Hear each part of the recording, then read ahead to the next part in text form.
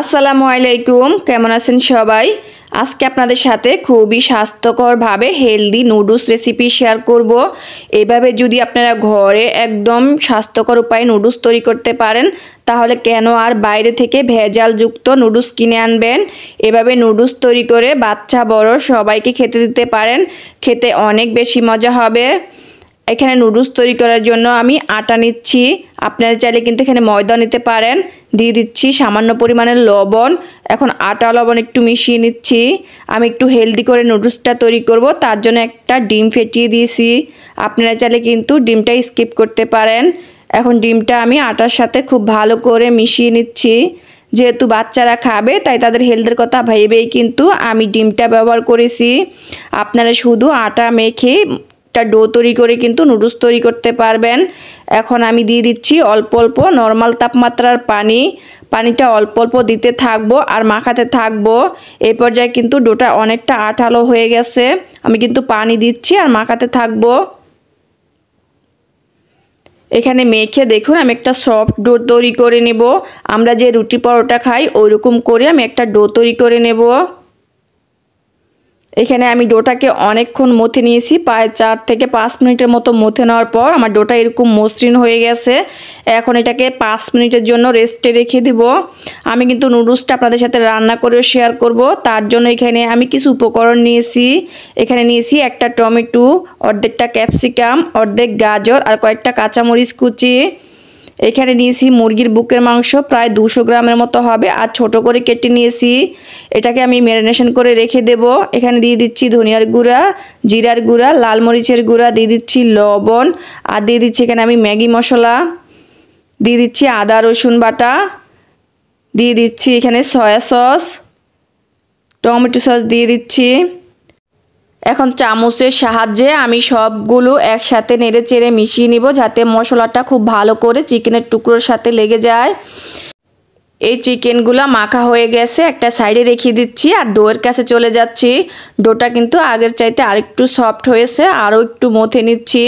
এখন এটাকে আমি 3টা ভাগে ভাগ করে নিচ্ছি। এখন এক ভাগ নিয়ে কিন্তু আমি গোল করে নিচ্ছি। আমি এখানে একটা রুটি তৈরি করে নেব। আমি রুটিটা কিন্তু আমরা যে রেগুলার রুটি খাই সেরকম করে তৈরি করে নিচ্ছি। আপনারা চাইলে কিন্তু এই ব্যাটারটা গুলিয়ে তারপরে কিন্তু বোতলের মুখ দিয়ে নুডলসটা তৈরি করতে পারেন, তবে আমার কাছে এভাবে ভালো লাগে দেখতে নুডলসটা। এই যে আমি একটা রুটি তৈরি করে নিয়েছি।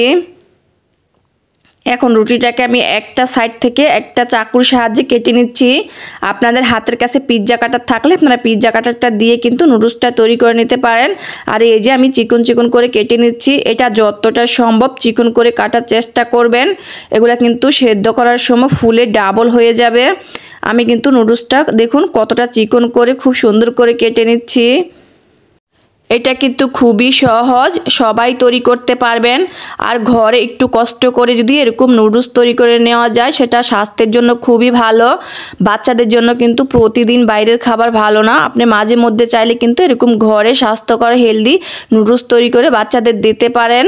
এই যে দেখুন বন্ধুরা, আমি কিন্তু এখানে আমার সম্পূর্ণ রুটিটা কেটে নুডলসটা তৈরি করে নিয়েছি আর দেখতে কত সুন্দর হয়েছে দেখুন, মাশাআল্লাহ। এগুলা কিন্তু আপনি চাইলে আরও টেনে লম্বা করে নিতে পারেন। আমি সবগুলো নুডলস তৈরি করে নিয়েছি আর একটু আটা ছিটিয়ে দিচ্ছি যাতে একটার সাথে আরেকটা লেগে না যায়। এখানে আমি পানি গরম করতে বসিয়ে দিয়েছি, তার মাঝে দিয়ে দিচ্ছি এখানে আমি 1 টেবিল চামচ রান্নার তেল। পানিটা যখন ফুটে বলক চলে আসবে তখন আমি নুডলসগুলো দিয়ে দিচ্ছি। এখানে আমি লবণটা আর দিলাম না, আমি যেহেতু আটায় লবণ ব্যবহার করেছি তাই আর লবণ দেইনি। কিছুক্ষণ পর আমি একটু নেড়ে চেড়ে দিচ্ছি। এই নুডলসটাকে আমি রান্না করে নেব 5 থেকে 6 মিনিটের মতো। এই যে দেখুন বলক আসতে শুরু করেছে আর দেখুন নুডলসগুলো কিন্তু উপরে ভাসতে শুরু করে দিয়েছে। এখন আমি আবারও নেড়ে চেড়ে দিচ্ছি। নুডলসটা কিন্তু এরই মধ্যে সেদ্ধ হয়ে গেছে। এখন একটা ছাঁকনি দিয়ে তুলে নিচ্ছি।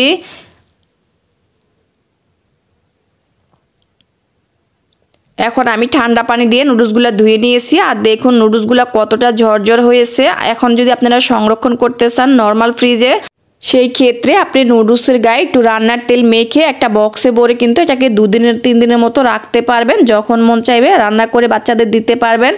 এখন নুডলসটা আমি রান্না করে নেব। আমি কিছুটা তেল দিয়ে দিচ্ছি, দিয়ে তেলটা গরম করে এখন আমি চিকেনগুলো যে মেখে রেখেছি সেগুলো দিয়ে এখানে চুলার আঁচটা হাই রেখে আমি চিকেনগুলোকে ভেজে নেব কয়েক মিনিট পর আমি দিয়ে দিচ্ছি এখানে গাজর কুচি। এই গাজরটাকেও আমি কয়েক সেকেন্ড একটু নেড়ে চেড়ে নেব। এখন দিয়ে দিচ্ছি এখানে আমি টমেটোটা আমি একটু মোটা করে কেটেছি, ক্যাপসিকামের মতো বিচিগুলো ফেলে দিয়েছি। তারপর দিয়ে দিলাম ক্যাপসিকাম, কাঁচামরিচ আর একটু বিট লবণ দিয়ে দিচ্ছি। যেহেতু সবজিতে আমি আর কোনো লবণ ব্যবহার করিনি তাই এই পর্যায়ে বিট লবণ দিয়ে নেড়ে চেড়ে নিচ্ছি। এখানে আমি সবজিটা একদম সেদ্ধ করে ফেলবো না, একটু ক্রাঞ্চি ভাব থাকবে। এখন দিয়ে দিচ্ছি আমি যে নুডলসগুলো সেদ্ধ করেছি সেই নুডলসগুলো দিয়ে দিচ্ছি। দেখুন মাশাআল্লাহ নুডলসগুলো দেখতে কত সুন্দর হয়েছে। আপনার বাচ্চাদেরকে এভাবে নুডলস তৈরি করে রান্না করে দিলে কিন্তু তারা বুঝতেই পারবে না এটা আপনি হাতে তৈরি করেছেন, বাজার থেকে কিনে আনেননি। এটা দেখতে কিন্তু অনেকটা ম্যাগি নুডলসের মতোই দেখা যাচ্ছে। নুডলসটাকে কিন্তু আমি হাই হিটে রেখেই রান্না করেছি। এখানে আমার নুডলসটা রান্না করা হয়ে গেছে, এখন আপনাদের সাথে পরিবেশন করে শেয়ার করেছি। মাশাআল্লাহ দেখুন কত সুন্দর হয়েছে নুডলসটা, একদম কিন্তু দোকানের কেনা নুডলসের মতো হয়েছে। আশা করব আপনাদের কাছে রেসিপিটা ভালো লেগেছে। ভালো লাগলে লাইক কমেন্ট শেয়ার করবেন আর আমার চ্যানেলটাকে সাবস্ক্রাইব করে রাখবেন মজার রেসিপি পাওয়ার জন্য। আজকের মতো এখানে বিদায় নিচ্ছি। সবাই ভালো থাকবেন, নিরাপদে থাকবেন। আল্লাহ হাফেজ।